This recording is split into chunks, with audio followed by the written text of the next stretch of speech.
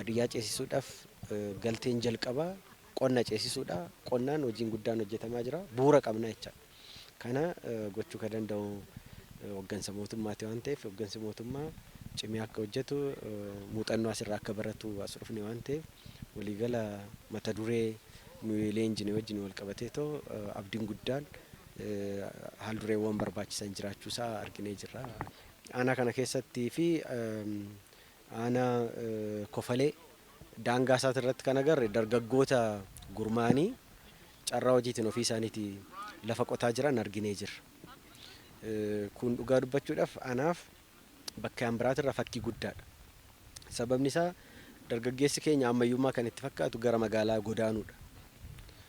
Dhaqee garuu hin ammayyaa'u. Diinagdee yoo qabaachuu baate hiyyummaa jiraata malee jiruu ammayyaa hin jiraatu magaalaa keessatti. Asitti kan agarre maalini gurmuudhaan gara dargaggeessa 500 kan ta'u ofii kiyya argeetan jira. Gurmaanii lafa qotanii lafarraa fayyadamaa jiraachuu isaanii argaa jirra jechaadha. Kun dhimma baay'ee irraa baratamuu qabu. Dargaggeessa gurmeessuun magaalaa keessatti qofa odoo hin ta'in baadiyyaa keessatti akka danda'amu kan namatti agarsiisu jechaadha. Toora tokkotti kana hojjechuu danda'u. Kabraa kan aanaa kana wajjin wal qabsiisee kaasuu barbaadu specializationin isaa garbuu biiraa ta'u malee oomisha loonii nyaata loonii asitti oomishaa jiraachuu isaanii arginee jirra jechaadha. Nyaata loonii oomishiin namaaf bu'a qabeessa hin fakkaatu. Garuu nyaatni loonii biyya keessaaf qofa odoo hin ta'in oomisha alergeedha. Biyyoonni Arabaa nyaata loonii impoorti gochuudhaan yookaan galchuudhaan baay'ee beekamoodha. Immoo hariiroo gaarii qabna biyyoota Arabaa kan wajjin carraawwan kana fayyadamnee oomisha bal'inaan oomishuu dandeenya. Gara fuulduraatti asirraa galii guddaa argachuu akka dandeenyu kan namatti agarsiisu. Kunis asuma aanaadhuma tokko keessatti kan argaa jirru jechaadha. Kabraa bu'a qabeessummaan isaa sirriitti madaalamuun akkuma jirutti ta'ee investimentii qonnaa aanaa kana keessatti arginee jirra. Namoota hedduutu investimentiidhaan lafa qabatee hojjechaa jira. Qotee bulaa dhuunfaa teekinooloojii fi galteewwan biroo fayyadamee jiru wajjiniin garaagarummaan isaan fidaa jiran maalinni kan jedhu madaaluun baay'ee murteessaadha. Carraa hojii isaan uumaa jiranii ilaaluun baay'ee murteessaadha. Kaayyoon investimentii namni tokko odoo hin ta'in waliigala hawaasni toora san jiru wal qabatee akka guddatuuf.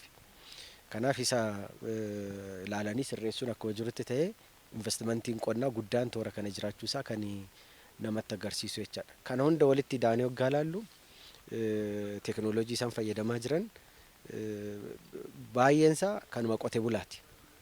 Keessattuu tiraaktara, kombaayinara ofii isaanii bitatanii fayyadamaa jiru. Hanga dhiyeessiinsaa jiru fayyadamaa hin jiran. Hanqinni tokko kan argine kan hanga dhiyeessiinsaa jiru irraa fayyadamaa hin jirru. Mootummaan kanaaf deeggarsa guddaadha kan godhaa jiru.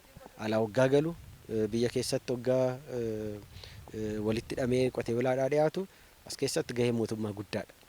Garuu carraa kana qotee bulaan itti fayyadamuu qaba waan ta'eef toora kanarratti hanqina jiru wajjiniin cimina jennee kaasuu hin dandeenya jechaadha. Kanaaf waliigala qonna ceesisuu wajjin wal qabatee kan galma keessatti leenjaa turreessan aanaa kanarratti qabatamaan arginee jirra.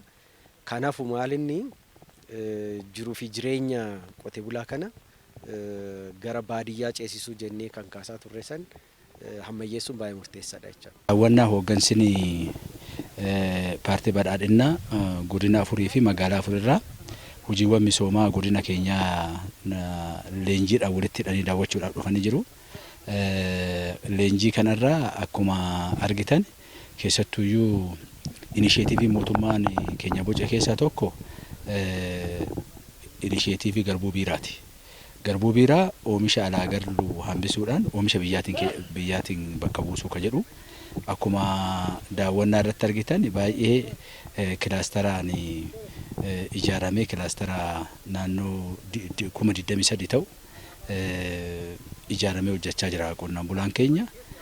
Akkasuma immoo oomishaaf oomishtummaa isaa dabaluudhaan bu'aa guddaa irraa argachaa jira. Kanaaf sanaa olan ergaan dabarsuu barbaadu leenji'aan kun leenjii fudhannee hojii walitti dhufee ilaalee jira. Baay'ee leenjii keenya wajjin ka deemuudhaa fi kaayoo leenjii keenya qabanne wajjin kan adeemuu fi galma mootummaan keenya qabatee deemaa jiru wajjin kan wal simudha. Fakkeenyaaf mootummaan keenya garbuu biiraa irratti naannoo kumtaala 90 oomishuudha heektara tokkorra. Amma kan argaa jirru naannoo heektara 80 ga'ee jira jechuudha. Kanaafi oomishaaf oomishtummaa dabaluu irratti galma mootummaan qabatee wajjin kan deemu ta'uu isaa, kilaasteraan ijaaramuu isaa, makaanaayizeshinii fayyadamuu isaa, dhiyeessii garaagaraa fayyadamuu isaa kanaan baay'ee fakkeenyummaa kan qabudha. Kanaaf galma leenjii paartiin keenya kennu wirtuu Shaashamannee irra kennaa ture wajjin baay'ee milkaa'aa fi abdii qabeessa jechuun danda'ama. Jijjiiramni jiru jijjiirama gaariidha. Qonnaan bulaan qara nyaatuu malee gabatti dhiyeessuu hin qabnu. Gabatti dhiyeessuu hin beennu, qisaasessuu malee hin beennu. An barannee ittiin jijjiiramnee mana katama itti ijaarannee haga sadarkaa tiraaktaratti deemnee an amma konkolaataa qaba.